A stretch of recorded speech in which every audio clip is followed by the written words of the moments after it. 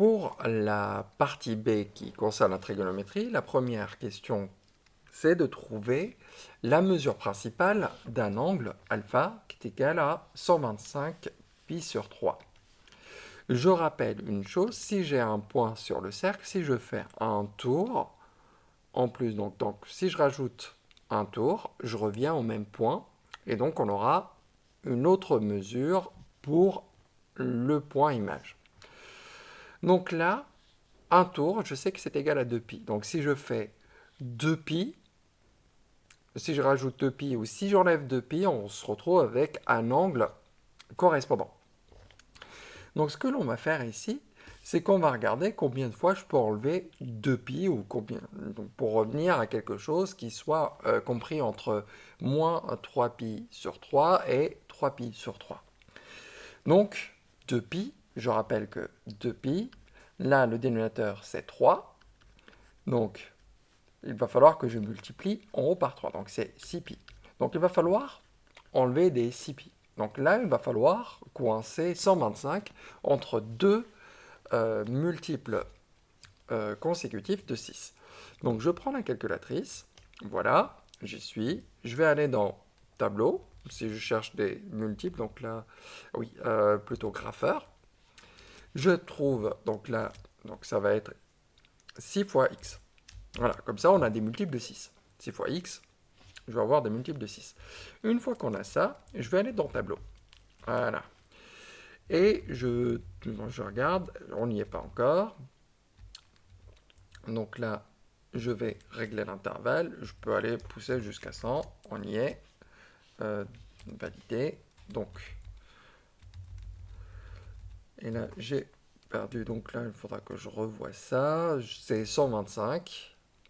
Je reviens. 125. 125, 125, c'est compris entre 120 et 126. D'accord? 125, c'est compris entre 120 et 126.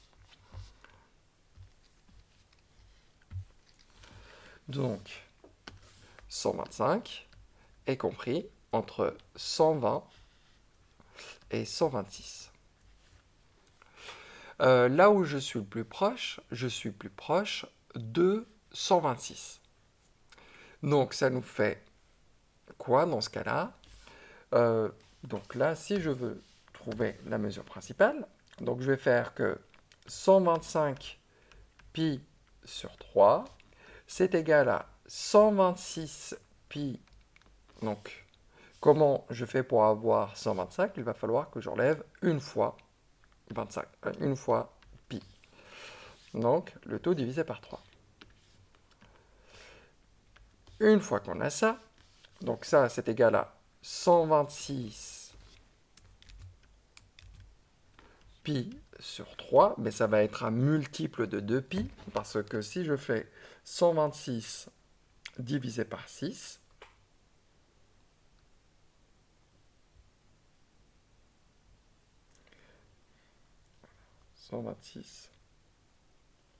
divisé par 6, ça va me faire 21. Donc, moins pi sur 3. Donc, je peux ne pas mettre le 1. Et donc ça fait 21 fois 2pi. Donc, je rajoute 21 tours à moins pi sur 3. Et dans ce cas-là, on trouve la valeur exacte, c'est moins pi sur 3. La valeur principale, la mesure principale, c'est celle-là. Moins pi sur 3. C'est un peu moche. Donc, je corrige un peu. Et voilà. Une fois qu'on a la mesure principale, on regarde le petit 2. Le petit 2, donc là, m, on me demande son cosinus. J'ai même pas besoin de réfléchir. Là, normalement, on reconnaît pi sur 6. Et son cosinus, ça va être 3pi, racine de 3 sur 2, pardon. Racine de 3 sur 2. Donc, je sais que le sinus est égal à 1 demi. Racine de 3 sur 2 pour l'autre. Là, on a, c'est 1, 2, 3, c'est moins pi sur moins 3pi sur 4, pardon, moins 3pi sur 4. Donc ça va être du racine de 2 sur 2, plus ou moins. Donc là, on me demande le sinus. On voit bien qu'il est en dessous, donc c'est forcément négatif. Ça va être moins racine de 2 sur 2. On voit bien ici que ça passe par la diagonale, moins racine de 2 sur 2. Et voilà pour cette question.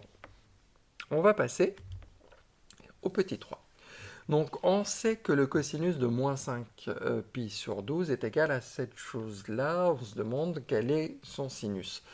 Je rappelle une chose, c'est que cette valeur-là, elle est sur cet arc-là, donc sur cette partie. Son cosinus est positif, par contre son sinus, lui, est négatif. On est sous l'axe des abscisses. Donc je sais que c'est négatif, donc ça, on peut éliminer directement. D'ailleurs, hop, et on se retrouve avec cette valeur-là. C'est la seule qui est négative. Mais je rappelle comment on pourrait le retrouver. Par exemple, je sais que c'est négatif, ça va être moins une racine carrée de 1 moins le cosinus au carré. J'enlève ça, donc j'enlève le carré d'une racine carrée, paf, ça s'élimine, donc il reste ça sur 4. Donc, et je sais que ça va être moins 4 sur 4, moins 2. Attention, si je fais, donc là ça nous fait 4 moins 2, moins, ça fait plus, racine de 3 sur 4, et je prends la racine carrée, et 4 moins 2, ça nous fait 2. Et voilà, c'est pour ça qu'on se retrouve avec moins la racine carrée de 2 plus racine de 3 divisé par 4. Écrit ainsi. Le cosinus de pi sur 12. Alors, donc si je fais un petit schéma, pi sur 12, donc je vois pi sur 6 à peu près où il est, je divise par 2, pi sur 12, donc le cosinus de pi sur 12, et donc je me demande, ça va être quoi? Donc là, 5pi, donc c'est moins 5pi sur 12. Moins 5pi sur 12. Comment on retrouve moins 5pi sur 12? Donc, je rappelle, 5pi sur 12, hop. Donc là, moins 5pi sur 12, ça va être là. Donc là, on voit bien que, comment dire, le cosinus, donc, va aller forcément avec le sinus de l'autre. Donc, tout ce qui est cosinus ici, on peut enlever. On n'en a rien à faire. Donc, est-ce que ça va être... Donc, je sais que le cosinus, lui, il est positif. Son sinus à lui, il est négatif. Donc, forcément, ça va être cette valeur-là.